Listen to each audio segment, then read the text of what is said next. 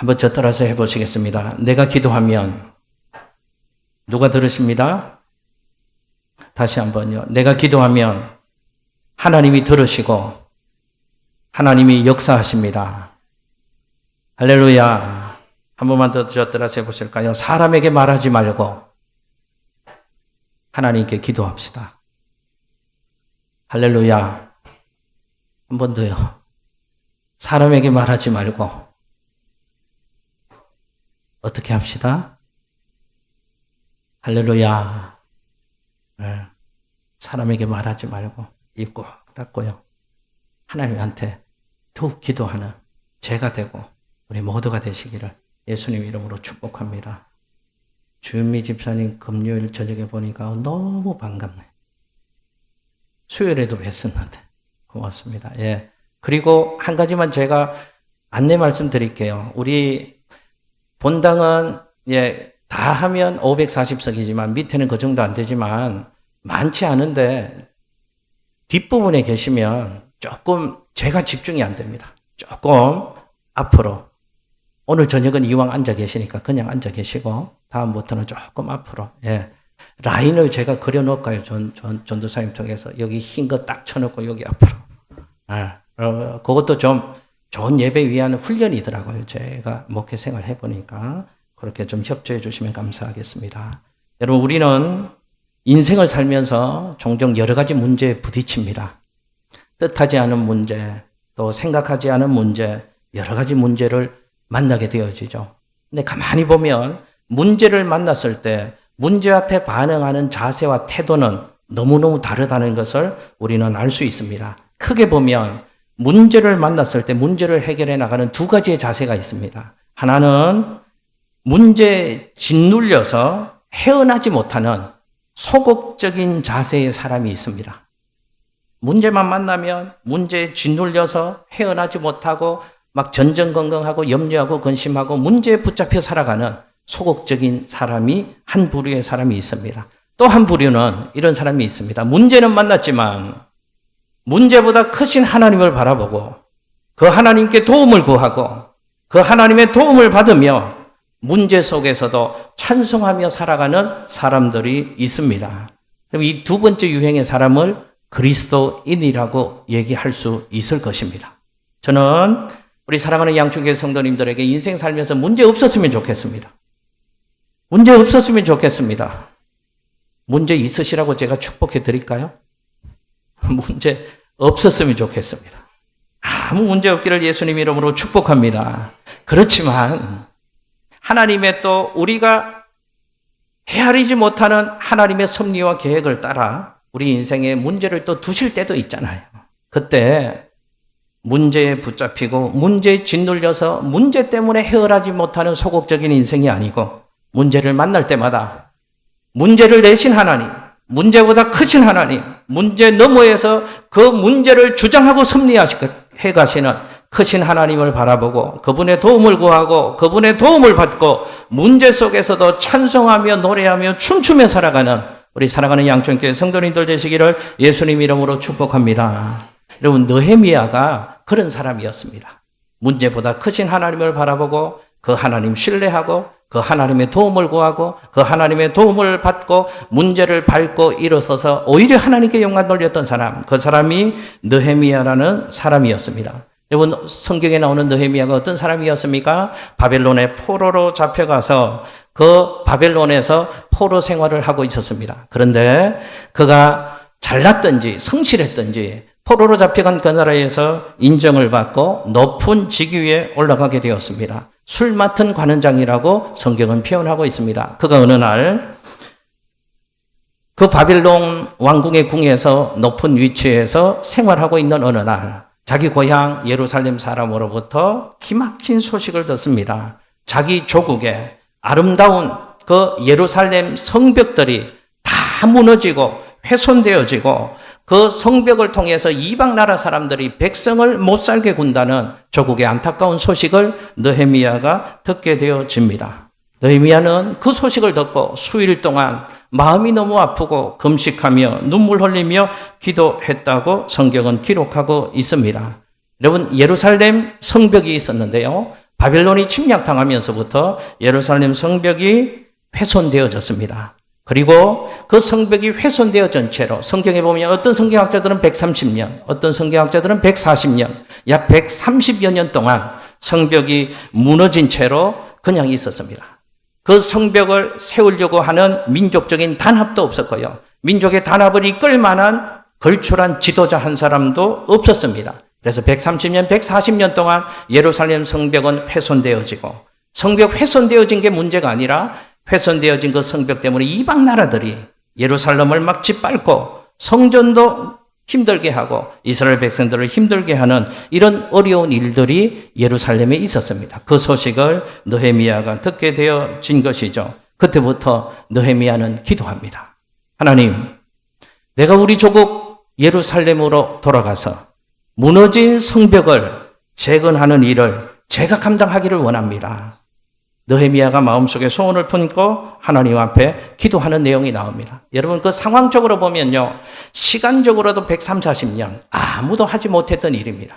그리고 지금 느헤미야는 어디 있는가? 바벨론 왕궁의 높은 직위를 가지고 있는 공무원입니다. 신하입니다. 예루살렘으로 돌아가고 싶어도 돌아갈 리가 없습니다. 술 맡은 관원장은요, 이 바벨론 왕 아닥삭스다 왕이 제일 신뢰하는 사람 중에 한 사람이었는데요. 그 사람이 다시 자기의 조국으로 가도록 내버려 둘 리도 없는 것이고, 예루살렘 성벽을 재건하러 다시 우리 조국으로 가겠습니다, 그 얘기를 했을 때는 그 왕의 입장에서는 왕에 대한 반역으로 간주하고 오해받을 수 있는 소지가 충분한 이야기잖아요.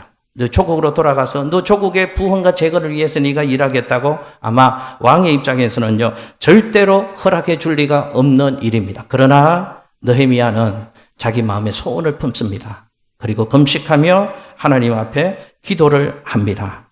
기도하는 느헤미야가 어떤 믿음으로 기도했는가? 여러분 10절 말씀 한번 보실까요? 10절 말씀을 같이 한번 읽습니다. 시작.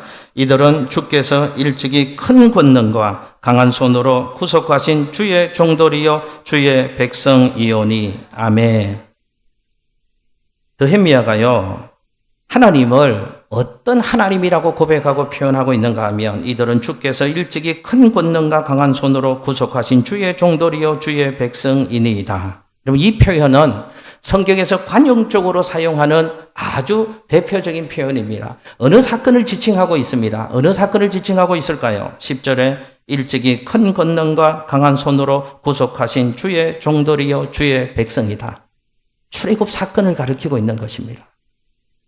400여 년 동안 애굽 종살이하고 있었던 히브리 민족을 하나님이 기적 같은 10가지 방법으로 그 신적인 존재 애굽의 바로 왕을 꺾으시고 기적 같은 10가지 재앙을 통해서 400년 종살이하던 히브리 민족을 하나님이 강한 손과 큰 권능으로 이스라엘 백성들을 구속해 누셨던 출애굽의 하나님 아니십니까? 출애굽의 하나님이시라면 우리 바벨론의 포로로 잡혀 있는 이 이스라엘 백성들을 다시 예루살렘으로 포로 귀환하는 것도 출애굽의 하나님께서 바벨론 포로 귀환도 똑같이 능력으로 은혜로 행해 주실 수 있지 않겠습니까?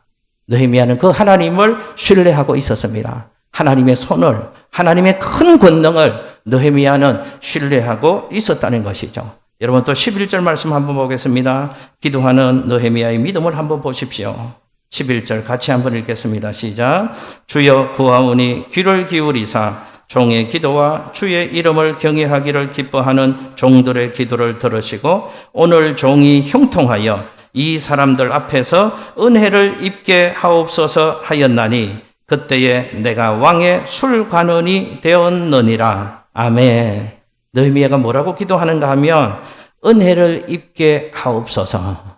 이 사람들 앞에서 내가 소원하는 것이, 느헤미야의 소원이 뭡니까? 다시 조국으로 돌아가고 130~140년 동안 무너져 있던 예루살렘 성벽을 재건하고 조국의 영적 부흥을 일으키는 일을 느헤미야가 꿈꾸었습니다.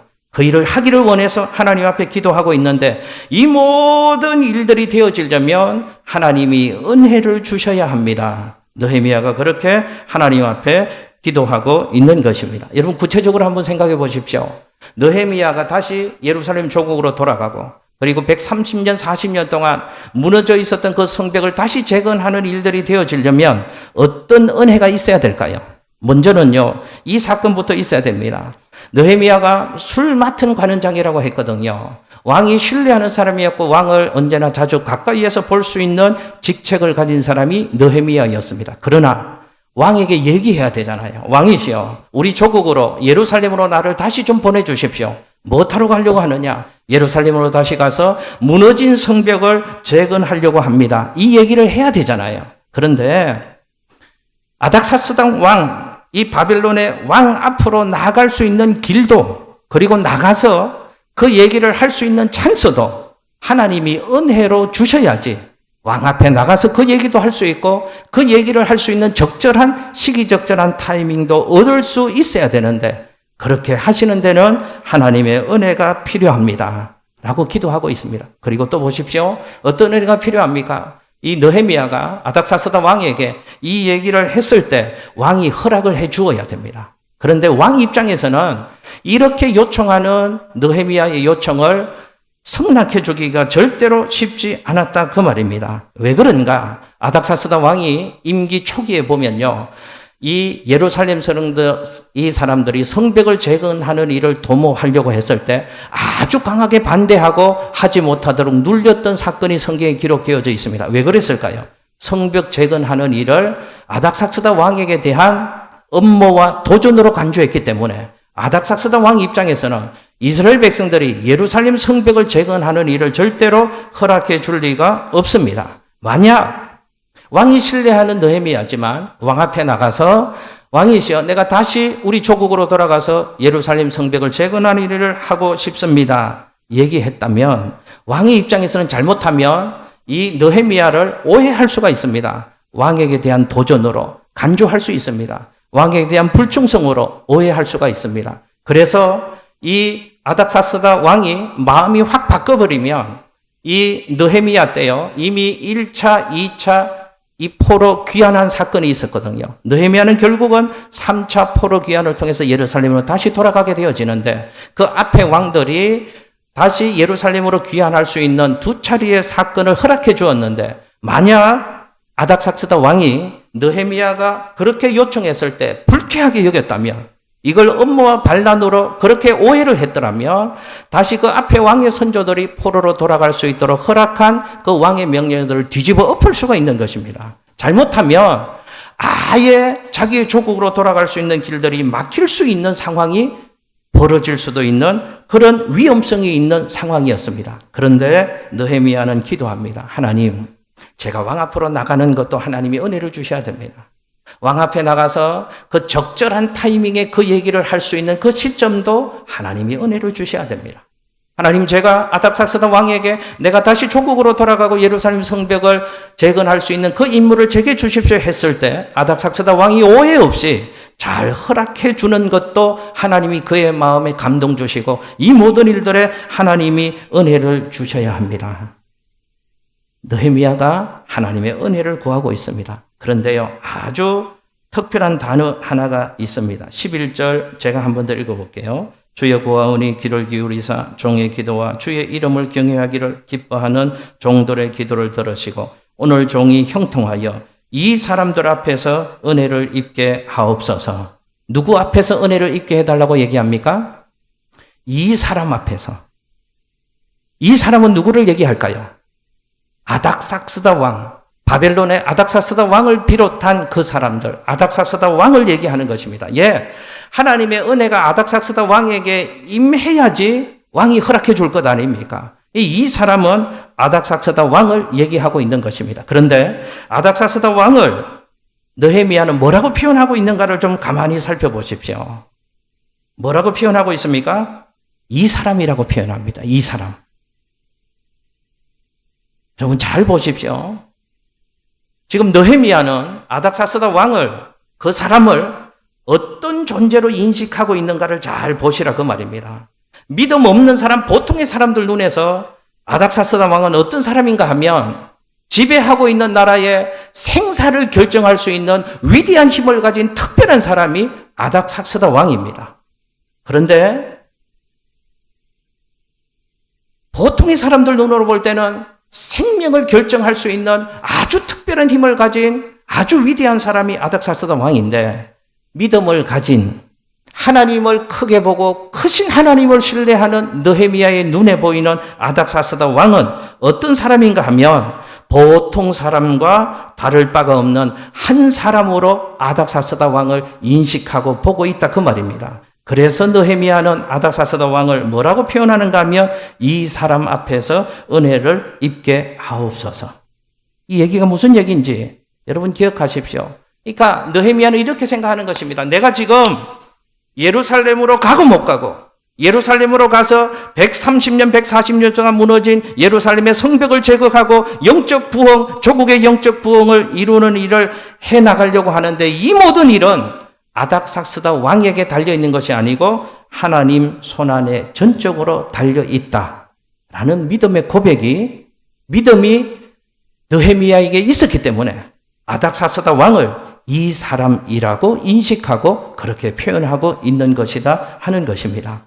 여러분, 느헤미야는 하나님께 이 모든 것을 기도하며 하나님을 어떤 분이라고 고백하고 있는가 하면 느헤미야 1장 5절 말씀을 한번 읽겠습니다. 느헤미야 1장 5절 말씀 함께 읽습니다. 시작. 이르되 하늘의 하나님 여호와 크고 두려우신 이여, 주를 사랑하고 주의 계명을 지키는 자에게 언약을 지키시며 긍휼을 베푸시는 주여 간구하나이다. 아멘. 여러분, 느헤미야는 하나님을 크신 하나님,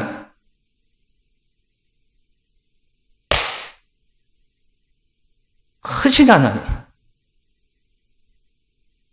누가 더 큽니까?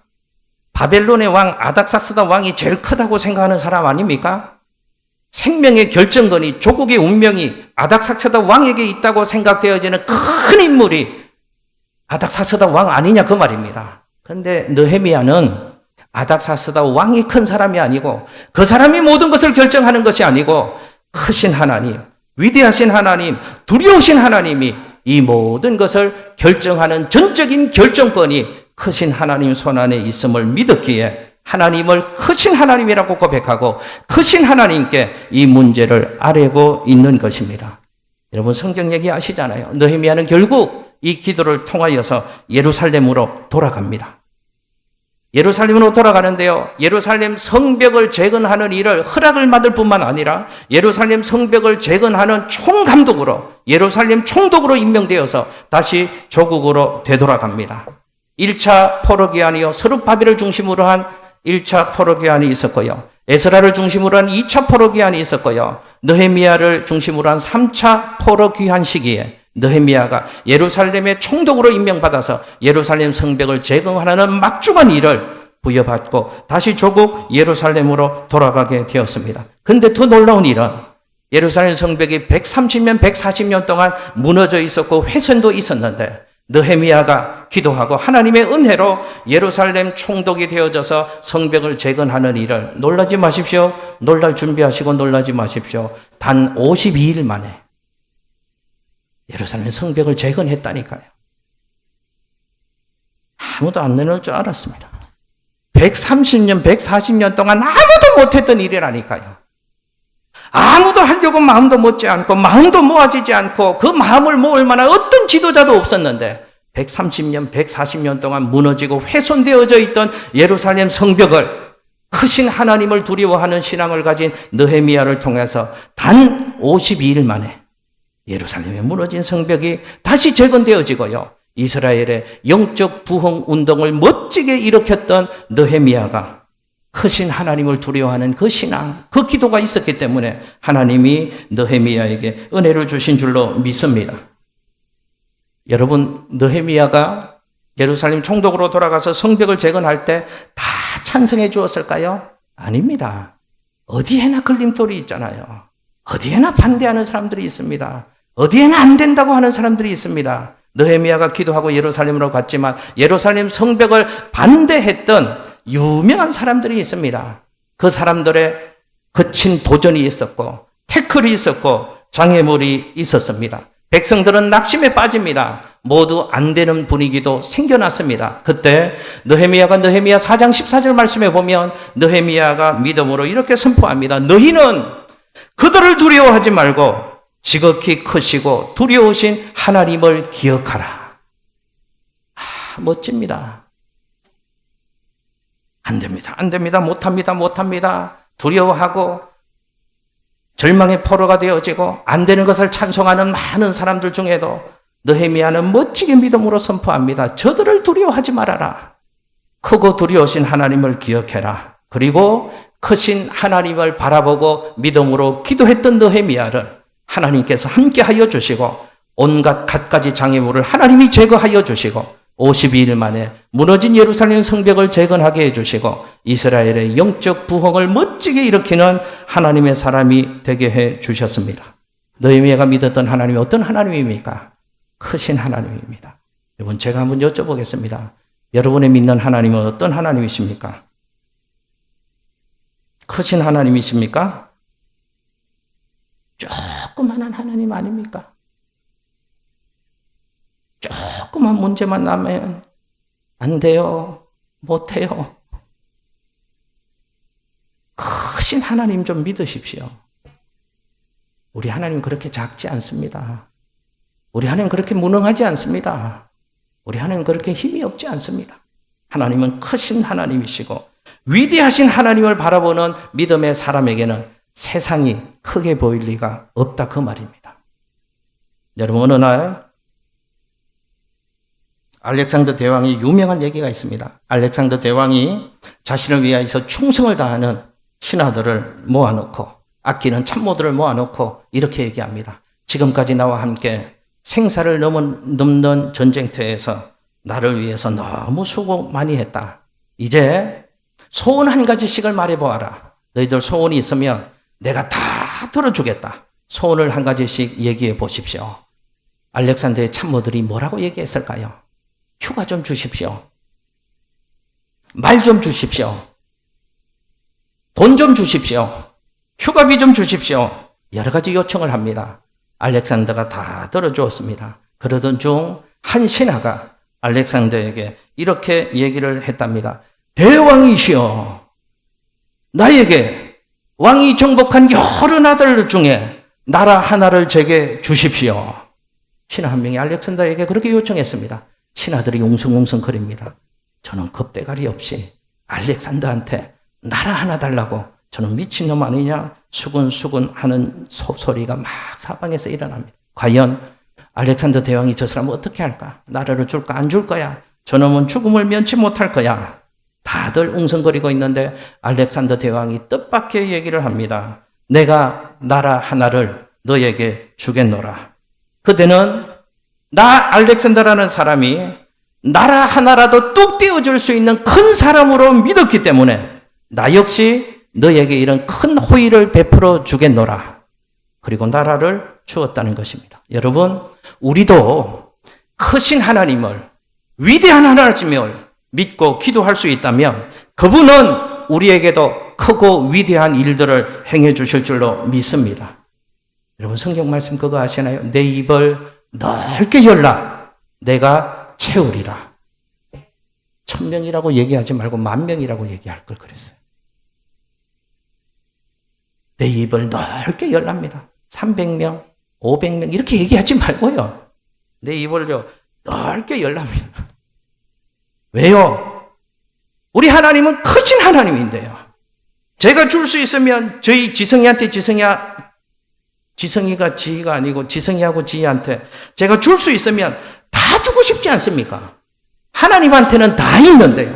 다 주시고 싶어 하는데요. 하나님을 신뢰하고 구하면 그 믿음대로 하나님은 우리의 입을 채워주실 줄로 믿습니다. 무엇이든지 기도하고 구한 것은 받은 줄로 믿어라. 그리하면 너희에게 그대로 되리라.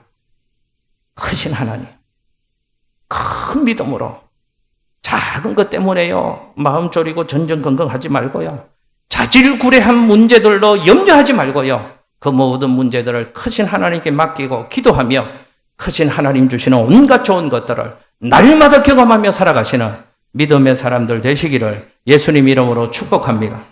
특별히 오늘 이 밤에 크게 구하십시오. 크게 구하십시오. 저도 기도할 때 크게 구하려 합니다.